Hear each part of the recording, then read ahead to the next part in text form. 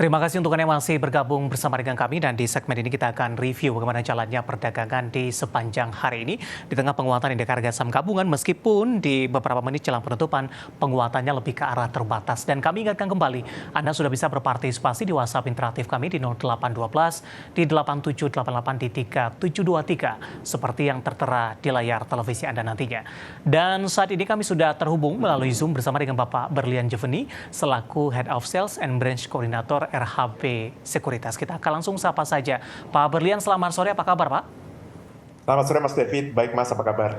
Kabar baik juga, Pak Berlian. Terima kasih sudah meluangkan waktu di IDX Channel setelah mengalami koreksi cukup dalam di perdagangan kemarin dan di sesi pertama pada pagi tadi indeks harga saham gabungan berbalik arah. Ketika di sepanjang sesi pertama penguatannya tidak terlalu signifikan, Pak Berlian. Namun memasuki perdagangan di sesi kedua, penguatan signifikan terjadi, namun beberapa menit jelang penutupan, penguatannya lebih ke arah terbatas. Apakah Anda melihat para investor ini sudah mulai berangsur-angsur untuk melakukan aksi profit taking, Pak? Betul, Mas David. Kalau kita melihat di menjelang penutupan sore hari ini, kita melihat volume total masih di bawah volume kemarin ya, Mas. Kita akan melihat nih, apakah dalam waktu 4 menit ke depan ini akan ada suatu kejutan nih, Mas. Apakah akan ditarik ke bawah atau ditarik ke atas? Ini akan menjadi menarik nih buat hari ini. Mengingat besok juga hari Jumat, Mas David. Baik, 6843 tadi sempat menyentuh ke 6865 dengan berbagai skenario kemungkinan yang akan terjadi, ditarik ke atas ataupun ditarik ke bawah. Pak Berlian, kemana arah pergerakan indeks harga saham gabungan besok jelang libur akhir pekan, di mana sudah tidak asing bagi kita semua, bagi para investor, merupakan hari untuk profit taking biasanya. Betul, betul sekali. Dan itu juga kita lihat juga sesuai dengan yang volume hari ini, nampaknya penguatan hari ini tidak didukung oleh volume yang lebih besar dibandingkan hari sebelumnya, Mas David. Secara teknikal, ini menjadi suatu kehati-hatian buat para trader, khususnya bagi yang menyikapi akhir pekan besok menjadi profit taking terlebih dahulu, bahkan sebelum hari Jumatnya. Baik, 6843 tadi sempat ke 6865. Apakah level support 68 masih akan cukup kuat dari gempuran pelemahan yang diproyeksikan akan terjadi, Pak Berlian? Ya, secara umum kami masih melihat ini masih level yang cukup kuat, Mas. Di level 6.800 ini juga suatu level yang kami melihat akan ada money flow yang masuk ke Indonesia apabila penguatan rupiah masih terjaga. Namun per detik ini, siang hari ini rupiah terlihat nampaknya masih tertekan, Mas David, dan ini juga menjadi suatu kehati-hatian buat kita. Jadi menurut hemat saya, berdasarkan pengalaman, apabila di level 6.800 besok akan ada koreksi sekalipun, namun rupiah mengalami penguatan, kita masih akan cukup optimis ke depannya. Namun apabila masih ada pelemahan di rupiah, yaitu menembus di level 15.700, saya rasa masih akan ada tekanan lebih lanjut sampai ke level ISG di support berikutnya 6.600, Mas David. Baik, dengan proyeksi yang Anda sudah sampaikan, saat ini kita sudah berada di minggu kedua perdagangan di November. Sementara di Desember juga perdagangan tidak full, Pak Berlian. Cukup banyak libur panjang, peringatan Natal dan juga Tahun Baru. Dengan pencapaian sampai sejauh ini, seperti apa target RHB Sekuritas untuk indeks harga saham gabungan sampai dengan akhir tahun? Dengan kuatnya sentimen global yang mempengaruhi, ada semacam revisi tidak Pak? Atau masih on the track sampai sejauh ini? Kami masih tetap optimis bahwa ISG secara jangka panjang 12 bulan ke depan sampai dengan level 7.450, Mas David.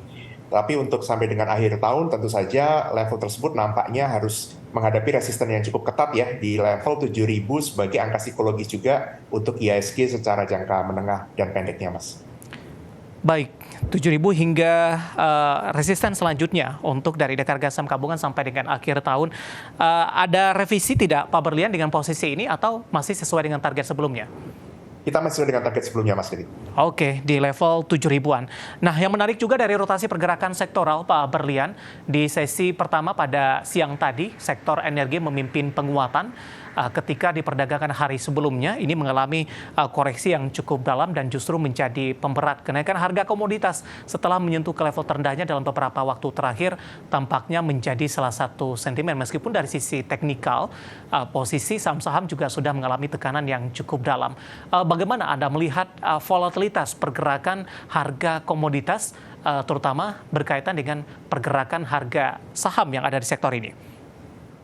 Oke, karena beberapa komoditas tentu saja akan berbeda ya Mas David ya. Contohnya untuk saham seperti sektor berbasis migas, minyak dan gas, ada Pegas dan Elsa sendiri. kita melihat ada dua kubu yang berbeda ini. Untuk Elsa-nya masih solid uptrend, sementara untuk Pegasnya kita lihat cukup solid juga downtrend-nya. Jadi ada tambahan info juga, ada tambahan berita kemarin ya terkait dengan force major yang dialami oleh Pegas sendiri. Jadi secara umum kita harus melihat saham per saham maupun ke sektor secara general di global market seperti apa. Secara umum kalau kita melihat contoh misalkan untuk sektor komoditi lain yang masih ada uptrend atau saya melihat kecenderungan yang cukup solid adalah amonia misalkan. Contohnya ada di saham ESA. Kemudian untuk batu bara malah jebol supportnya untuk komoditinya di bawah 120. Jadi kita masih melihat akan ada tekanan lebih lanjut lagi untuk batu bara. Sementara untuk oilnya memang kemarin ada koreksi, namun di tengah-tengah kekhawatiran dengan situasi yang ada di Gaza, nampaknya masih tetap menjadi aliran dana yang kuat ya bagi para investor yang melihat antisipasi terhadap sektor tersebut. Minyak ini untuk mengalami kenaikan lebih lanjut bisa menjadi pilihan untuk akumulasi ke depannya, Mas Kevin. Baik, dari beberapa subsektor dari pergerakan komoditas batu bara, migas, kemudian juga amonia, kemudian juga ada nikel, emas, dan lain sebagainya. Bagaimana Anda melihat posisinya sampai dengan akhir tahun di tengah beberapa sentimen yang berkembang? Mana yang masih berpeluang sampai sejauh ini? Sebetulnya kalau kita lihat dari segala situasi global ini, harusnya emas juga masih bisa menikmati kenaikan yang lebih lanjut ya. Namun kita melihat dalam tempo 1 minggu terakhir ini, Mas David, meskipun situasi di Gaza tidak ada menunjukkan peredaan, namun harga emas pun juga ada penurunan. Nampaknya ada terjadi technical profit taking di sini untuk harga emas sendiri. Jadi secara umum apabila kita membandingkan dengan komoditas lainnya gitu ya, kita masih tetap melihat secara tren, emas masih relatif uptrend meskipun sekarang lagi sedang koreksi, secara jangka menengahnya masih uptrend. Kemudian minyak pun meskipun ada koreksi yang cukup dalam, nampaknya juga masih ada peluang untuk rebound meskipun itu technical rebound, Mas Kevin. Berbeda dengan nikel yang sudah downtrend dan batu bara yang sudah downtrend, amonia malah cenderung ada kestabilan di situ. Dan satu lagi adalah koper, tembaga, Mas David ya. Kita juga melihat ada suatu kestabilan di harga tembaga ini. Baik, saya akan coba ulas dari emiten minyak bumi terlebih dahulu. Pak Berlian yang kemarin sempat mengalami koreksi yang cukup dalam. Dari saham big cap-nya ada Medco, Pak. Hari ini berbalik arah menguat di 5,86%. Setelah koreksi cukup dalam, secara teknikal bagaimana Anda melihat pembalikan arah yang terjadi di hari ini? Ya, tepat sekali Mas David. Untuk kita lihat untuk saham Medco sendiri, di level sekarang di penutupan ini di 1170, kemarin sempat bahkan turun sampai di level 1090 terendahnya. Dan penguatan hari ini menunjukkan apa yang saya lihat bahwa komoditi minyak ini maksud saya, ini nampaknya masih menjadi target ya buat para investor yang melihat ini dengan situasi yang ada di Gaza ini nampaknya masih bisa rebound untuk komoditi oil ini, berbeda dengan komoditi yang lain, Mas David. Jadi ini bisa menjadi akumulasi untuk mereka yang percaya harga minyak masih akan melanjutkan kenaikan. Baik, masih direkomendasikan baik untuk Medco dengan penguatan yang terjadi hari ini? Untuk Medco, apabila kita melihat polanya ini untuk rebound, itu masih sangat mungkin. Namun kalau kita bandingkan dengan satu saham lain, yaitu yang masih terkait dengan minyak dan gas, yaitu Elsa, kita masih bisa melihat pola yang ada di Elsa itu masih di uptrend channel-nya, Mas. Jadi secara umum, Elsa lebih strong dibandingkan Medco. Namun apabila untuk mengantisipasi kenaikan harga minyak, kedua saham ini sama-sama masih direkomendasikan. Baik, kita akan coba ulas untuk Medco, Pak Berlian, support dan resisten yang bisa diperhatikan jangka pendek dan jangka menengah. Ya, terima kasih. Untuk support Medco sendiri di level 1090, di mana merupakan low atau rendahnya level kemarin. Dan kemudian untuk resistennya, ini saya melihat di level yang terdekat ada di 1250 dan kemudian di 1300, Mas David. Baik. Medco sebelumnya sempat menyentuh ke level tertingginya di 1.600-an. Bagaimana peluang untuk ke arah sana? Apakah cukup sulit sampai dengan akhir tahun, Pak Berlian? Masih banyak resisten yang harus dilalui, Mas David. Setelah 1.300 kita masih juga melihat ada 1.390. Jadi itu juga menjadi suatu resisten yang cukup berat juga. Apabila kita menggunakan downtrend channel-nya, kita melihat di sini ada level sekitar 1.420, Mas David. Jadi itu merupakan angka yang semestinya itu akan menjadi resisten terberat buat Medco apabila memang rebound dari level 1.170 sekarang. Baik, dari Medco kita bergeser ke Elsa. Tadi juga Anda lebih merekomendasikan dan lebih strong secara teknikalnya dibandingkan dengan Medco. Tapi di sepanjang perdagangan hari ini Elsa justru lebih dominan bergerak di zona merah. Penutupan hari ini melemah di 0,96% di 414. Tapi kalau kita bandingkan dengan koreksi di harga sebelumnya, agak mendingan hari ini Pak Berlian. Tekanan juga tidak terlalu dalam. Analisis Anda untuk Elsa?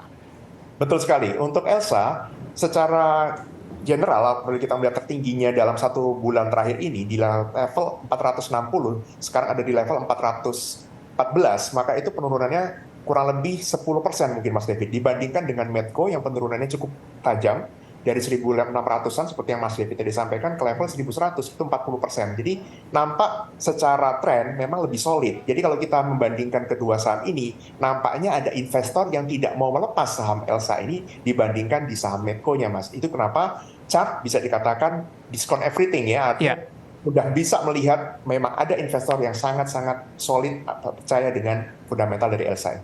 Oke, cukup dijaga tidak Pak harga Medco tetap bertahan di atas 400-an? Untuk Elsa, masuk Mas David, iya betul, terjaga. Seringkali kita melihat ada usaha untuk tembus ke level di bawah 400, namun sangat terjaga di level 400 itu sendiri. Pernah satu waktu dalam 2 bulan ini, pernah tembus di bawah 400, yaitu sampai ke level 380, tapi itu hanya sekejap saja. 2 hari kemudian sudah kembali di atas 400.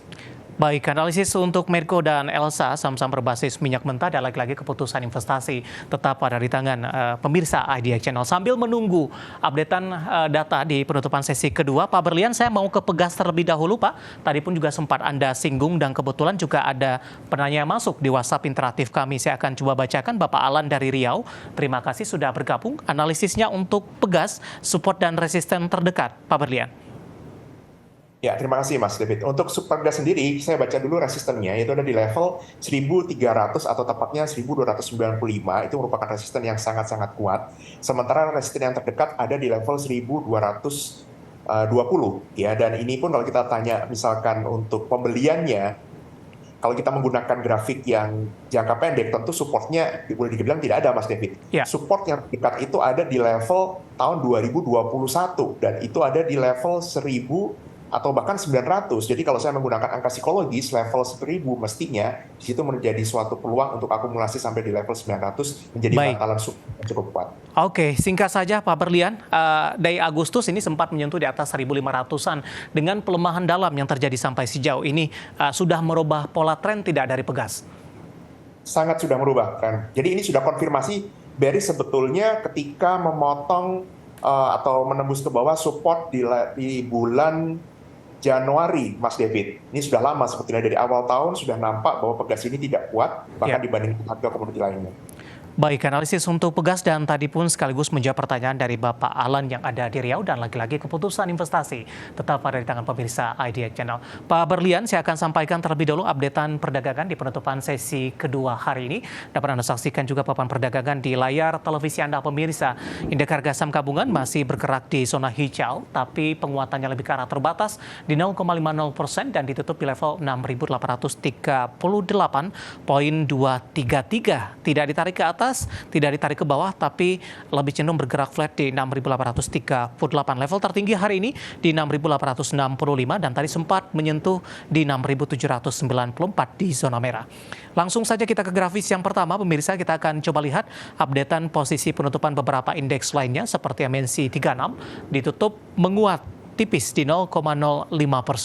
Jakarta Islamic Index juga menguat di 0,15%. LQ45 juga menguat di 0,14% di level 908.030. Sementara rotasi pergerakan sektoral, infrastruktur mengambil alih posisi penguatan, rotasi cukup cepat terjadi. Ada Brand hari ini juga mengalami penguatan signifikan. Tadi sempat menguat di atas 20%, keuangan juga menguat di 0,50%, kesehatan tertekan di 0,32% dan barang baku melemah di 0,24%. Saham-saham yang mengalami penguatan cukup signifikan, pemirsa, yang masuk ke dalam deretan top gainers, ada Brand ditutup menguat di 5.225. Cuan hari ini juga cuan ditutup di level 7.000. Medco tadi pun juga sempat kita ulas menguat ke 1.170. Sementara BRPT juga ditutup di zona hijau di 1.070. Sementara posisi saham-saham yang hari ini mengalami tekanan dan menjadi pemberat ada Aman Mineral tertekan ke 6.650, Pegas tadi pun juga sempat kita ulas sudah melemah dalam dari 1.500-an ke 1.115 di penutupan sesi kedua hari ini. Ya, dapat Anda saksikan juga grafis di layar televisi Anda ternyata berbeda. Saya akan sampaikan untuk Pegas, Gotoh dapat Anda abaikan juga grafis di layar televisi Anda. Gotoh ini juga melemah di Rp75 per saham dan MSTI juga melemah di 1.370. Ada Aman, Pegas, kemudian Gotoh dan juga MSTI. Saham-saham yang masuk ke dalam deretan top loser hari ini. Abaikan grafis yang ada di layar televisi Anda.